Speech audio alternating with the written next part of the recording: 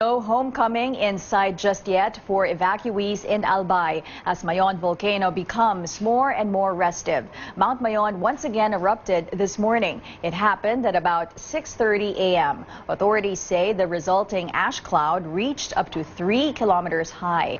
That is lower than ash columns in previous days, which went up to as high as 5 kilometers in the air. Authorities are warning residents near Mayon to avoid returning to their homes during pauses in volcanic activity. But some are still taking the risk of going back. AC Nichols reports from Albay. Mayon's eruptions are non-stop and they're getting more frequent. Eruptions happen every 3 to 5 hours in the past 2 days. First time ito sa history ng Mayon volcano na ganun ang pattern. Some residents are braving the danger zone and going back to their homes in between eruptions. But volcanologists are warning residents against this as they cannot predict Mayon's activity. Pwedeng merong paminsan-minsan in between doon sa 4 to 5 hours na yun, merong activity. As the threat of a hazardous eruption drags on, farmers are losing a lot from the ashfall damage to their crops. Authorities say initial data showed damage to rice, corn, coconut, and other vegetable crops has reached millions. 54-year-old farmer Nancy Lianita is among those affected. She is resigned to losing her crops. Pag yung bagong tanim pa, pag naano ang abo, namamatay talaga siya. Pag yung may bunga na, yung bunga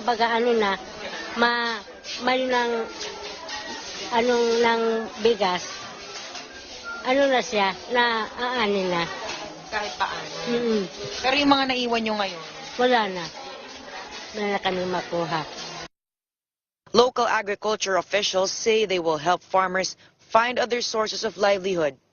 Nililista na po namin yung mga farmers na gusto magkaroon po ng livelihood training. So nakalista na po kami doon. May gusto sa weeding, yung mga babae naman, beauty care, cookery, meron po doon gusto rin driving, masonry, carpentry. But for Lianita, they prefer getting seedlings and other farming assistance for the next planting season. AC Nichols, CNN Philippines, Legazpi City, Albay. To avoid returning to their homes in between a pause in volcanic activity, but some are still taking the risk of going back. Farmers, meanwhile, appeal for help as the ashfall causes permanent damage to their crops. AC Nichols reports from Albay. Mayon's eruptions are non-stop and they're getting more frequent. Eruptions happen every 3 to 5 hours in the past 2 days. First time ito sa history ng Mayon volcano na ganun ang pattern.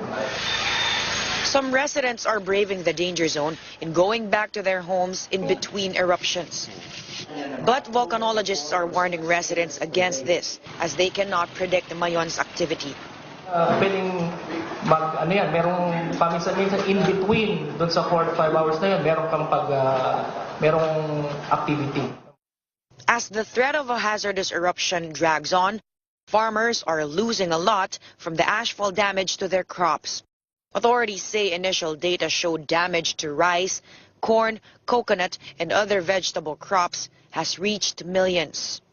54-year-old farmer Nancy Lianita is among those affected.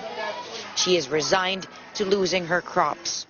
Pag yung bagong tanim pa, pag naano ang abo, namamatay talaga siya. Pag yung may bunga na, yung bunga ng bigas, na siya, na aanin na. Kahit paano? Pero yung mga naiwan nyo ngayon? Wala na. Wala na kami makuha. Local agriculture officials say they will help farmers find other sources of livelihood. Nililista na po namin yung mga farmers na gusto magkaroon po ng livelihood training. So nakalista na po kami doon. May gusto sa weeding, yung mga babae naman, beauty care, cookery, meron po doon gusto rin driving, masonry, carpentry. But for Lianita, They prefer getting seedlings and other farming assistance for the next planting season.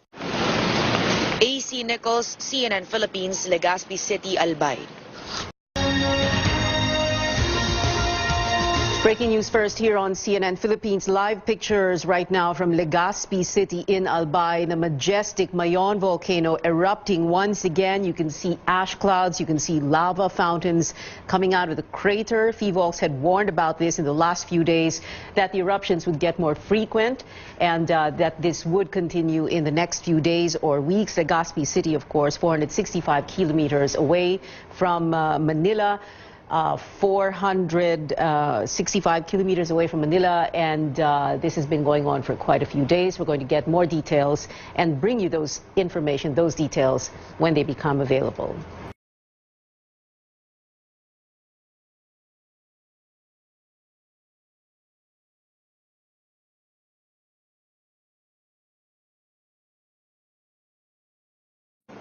Claire, thousands more have left their homes as recent volcanic activity show no signs of simmering. Almost 19,000 families or 72,000 people are now cramped in evacuation centers around Albay, 2 weeks after Mayon began showing signs of unrest. And as the number of evacuees continues to rise, the provincial government says funds are running out and that local government alone cannot shoulder the cost of the needed assistance. Albay Governor Francis Bichara says they will have to rely on the generosity of national government agencies for additional funds. Now back to Mayon's activity, we noticed a pattern the past 24 hours. Basically, the volcano releases lava fountains and ash clouds every 4 to 5 hours. The last one was earlier today at 2 a.m. and last night at around 10 p.m. and 6 p.m. Now volcanologists at this time have difficulty determining whether or not Mayon's activity will accelerate or if what we're witnessing the past couple of days is already the peak. Now, they're having difficulty basically due to the unpredictability of volcanoes. Still, they warn residents in areas near Mayon to be on alert and stay on alert for a possible bigger hazardous eruption. Claire? AC, you mentioned additional funds are needed to assist evacuees. Can you tell us what our supplies are the most needed? Well, based on information from the Social Welfare Department, they spend the funds mostly on family food packs. These typically contain rice and canned goods. And they're also spending on mosquito nets, blankets, and even hygiene kits containing toothbrush, shampoo, and other basic toiletries, and even toys for the small children currently stuck in evacuation centers. Back to you. That was residents pack evacuation centers. Robredo went to Ligao City and the towns of Camalig and Ginobatan to turn over relief goods from her office. The vice president called for a long-term approach to calamities that hit Albay, including volcanic eruptions and typhoons. In a phone interview with CNN Philippines, Robredo says one of the main concerns of local government units is limited calamity funds. What is fearsome for the LGU is they do not know how long this will last. The last eruption that they went through was in 2014, and they said they only got up to alert level 3, but then the evacuation lasted for 3 months. So now that the eruption is much worse than the one that we had in 2014, they would want to prepare for a longer time in the evacuation centers, but they are afraid that their funding would not last them that long. Limited din yung calamity funds ng LGUs, and they said na walang assurance how much they will be getting. Wala ding assurance na kung gaano ito katagal. So what they're doing now is they're making do with what they have. Mabuti na lang marami namang nagdo-donate. Pero yung pinaka-problema talaga nila, pag tumagal siyang grabe, syempre marami ng ibang kaakibat na mga pangangailangan. Hindi na lang pagkain, pero pati yung psychosocial services, yung learning centers, yung mas permanenteng titirahan. Kasi they're all staying in schools right now. Kaya yung pinaka-problema nila, suspended ba yung mga klase that long kasi ginagamit yung mga evacuation centers. So ngayon, nagre-request silang temporary learning centers and we followed up with DepEd and DepEd told us na meron nang na-approve na budget for temporary learning centers.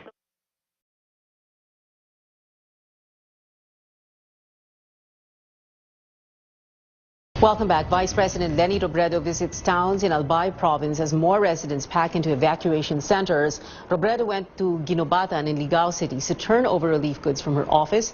Vice President also called for a long-term approach to calamities that hit Albay, including volcanic eruptions and typhoons. Let's go above and beyond the headlines right now with the Vice President. Ma'am, thank you very much for joining us. Good evening, Pia. Yes. Well, ma'am, can you tell us about your visit there to Albay? I was there this afternoon. I went to two municipalities and one city. I was in Camalig and Ginobatan, and then I went to Ligao. Camalig and Ginobatan both had 10,000 evacuees. Ligao had 5. But you know, P, what is fearsome for the LGU is they do not know how long this will last. The last eruption that they went through was in 2014, and they said they only got up to alert level 3, but then the evacuation lasted for 3 months. So now that the eruption is much worse than the one that we had in 2014, they would want to prepare for a longer time in the evacuation centers, but they are afraid that their funding would not last them that long. At ma'am, hindi po sila nakakasigurado na makakatanggap pa sila ng mga relief goods, no? Ngayon meron pa, Pia. Ngayon meron pa silang relief goods. Pero may isang LGU nagsabi na good for 10 days lang sila. May isang LGU na much longer. Pero yung problema nila, ano talaga, limited din yung calamity funds ng LGUs, and they said na walang assurance how much they will be getting. Wala ding assurance na kung gaano ito katagal. So what they're doing now is they're making do with what they have. Mabuti na lang marami namang nagdo-donate. Pero yung pinaka-problema talaga nila, pag tumagal siyang grabe, syempre marami ng ibang kaakibat na mga pangangailangan. Hindi na lang pagkain, pero pati yung psychosocial services, yung learning centers, yung mas permanenteng titirahan. Kasi they're all staying in schools right now. Kaya yung pinaka-problema nila, suspended ba yung mga klase that long kasi ginagamit yung mga evacuation centers. So ngayon, nagre-request silang temporary learning centers, and we followed up with DepEd, and DepEd told us na meron nang na-approve na budget for temporary learning centers. So medyo okay naman yun, pero ano talaga, Pia, yung sa akin lang, yung Albay, madalas talaga siyang daanan ng calamities. Halimbawa yung eruption, it happens every so often, every few years. Kaya dapat mas permanente talagang, mas permanenteng solusyon yung hanapin. Halimbawa, when I was in Ginobatan, the mayor told me na meron nang na-purchase yung LGU ng lupa for parang relocation site for those living in danger zones. Nakakuha naman silang land preparation funds from NHA, pero walang funds for houses. Ito sana, parang a few hectares supposedly devoted to 510 houses, pero wala pa sila nakukuhang funding. So they were asking for help. So, ang gusto ko sabihin, Pia, yung mga ganito, tingin ko dapat bigyan na ng malaking halaga. Paano ba maiiwasan yung patuloy na pag-evacuate every time there is a calamity? Alright. Well, ma'am, since we already have you on the line, kung okay lang po, tanungin po natin sa inyo yung Well, what you think right now? Because kasabay po nito, nangyayari din yung pag-retrieve, hindi po ba, ng mga ballot boxes sa inyong home province sa Camarines Sur. And this is connected doon sa electoral protest ni former Senator Bongbong Marcos laban po sa inyo. Ito, Pia, it started yesterday. Yung si Bongbong Marcos identified 3 pilot provinces. Yung in-identify niya Camarines Sur, Iloilo, and Negros Oriental. Yung Camarines Sur yung pinakauna, kahapon siya nag-start. Yung mga abogado namin in full force andito. Just to make sure na malinis yung buong proseso, walang mga untoward incidents. Merong mga watchers, merong revisors. Ano naman, yung day 1 and 2, ang report naman nila maayos naman. Pero ito, Pia, it is to my best interest kasi matapos na to as soon as possible. Kasi unang-una hanggang hindi siya natatapos, parang nabibigyan lang ng pagkakataon na mag-weave ng mga kwento na hindi naman totoo. Kaya mas mabuti matapos na siya para once and for all masettle yung question. Kasi very confident naman kami, walang daya nangyari, very confident kami na kung ano yung resulta nung election, yun din, yung ngayon. Okay, of course, once and for all masettle ang question. Ang tanong dahil nga ang lamang po ninyo kay Senator Bongbong Marcos at 200,000 votes. A little over 200,000 votes. A little over 200,000 votes. Ito naman, meron kasi mga ginagawang kwento na hinaharang namin yung recount. Hindi yung totoo, Pia. Kasi in fact, kami yung pinaka-interesadong matapos na to. Kasi una, sagaba lang sa trabaho. Siyempre, nagbabayad ka din ng mga fees ng Supreme Court. Magastos ito for us. So, yung sa amin lang, yung interest namin, we have been very cooperative with the process. Yung lahat ng orders na binibigay sa amin, sinusunod. In fact, gaya ng sabi ko, yung aming legal team in full force sa Camarines Sur starting yesterday. Kaya ito sana tuloy-tuloy na without any hitches para matapos na siya. Vice President Leni Robredo, ma'am, maraming salamat po sa inyo. Thank you, Pia. Good evening, I'm Mitzi Borromeo. In Albay Province, no sign of calm from Mayon volcano. You're seeing images taken earlier tonight. Lava continues to flow down the slopes of Mayon volcano. The area remains on alert level 4. Authorities are warning residents in the area near the volcano to be on alert for a possible bigger hazardous eruption as the volcano continues to eject fountains of lava and thick ash clouds. Those within the 8-kilometer danger zone are at risk and government is forcing them to evacuate, but some are having difficulty following this order.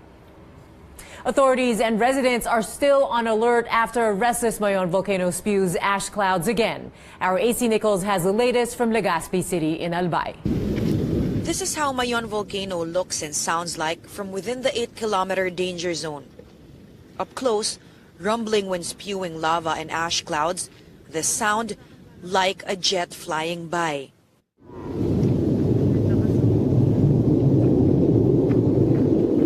As we get close to the volcano, we meet farmer Renato Miña. He is looking after his farm animals grazing near the volcano, the area almost within the 6-kilometer permanent danger zone. Pag hindi na siya malburuto, saka kami papasok dyan. Please, yung allowance na. Yeah, allowance na. Kasi namumonitor namin, mga 3 oras yan magpapahinga. Pagka 3 oras, saka naman titira na naman yan. In a nearby village, several men are guarding their homes, while their wives and children are safe in evacuation areas. The men say they have no choice but to go back and look after their farm animals, which is their source of livelihood. Mga hayop, saka yung mga dito, mga alaga, yan ang inaasikaso namin. Kami lang natitira dito, mga lalaki lang. They tell us they're no strangers to the danger, and that they have their own warning system in place through the years. Pag may sumigaw, ibig sabihin, ingat, kasi meron namang, ay pumutok na naman yung bundok, gano'n. Baba na yun, tatakbo na punta sa baba.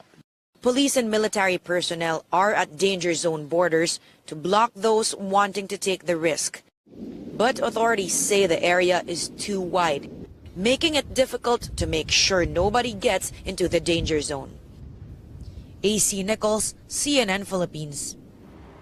Vice President Leni Robredo visits Albay province as more residents pack evacuation centers. Robredo went to the towns of Camalig and Ginobatan and Ligao City to turn over relief goods from her office.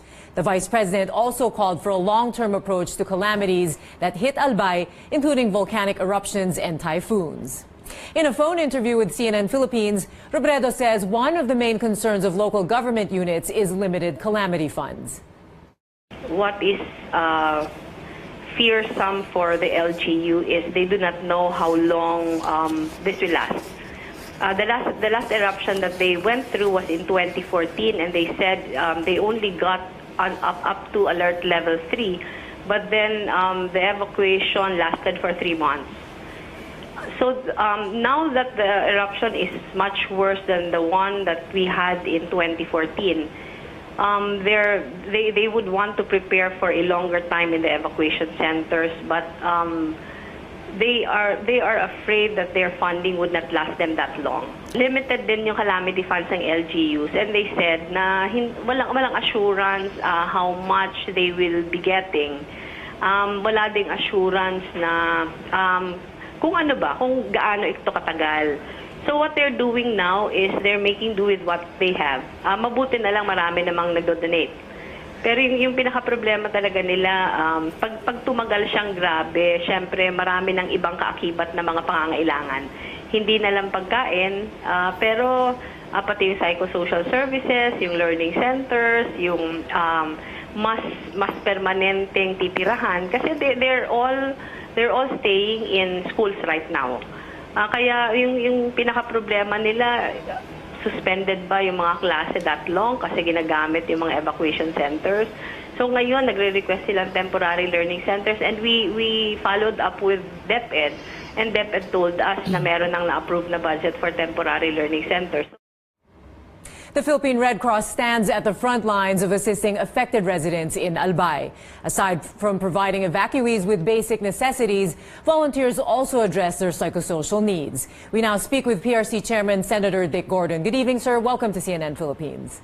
Good evening, Michelle. Good evening. Sir, the ashfall has led to quite a number of health problems, mostly respiratory. Can you tell us about what you're seeing there and how the Red Cross is addressing this? Well, we're addressing this by providing almost 10,000 to 15,000, and we're adding some more masks, right?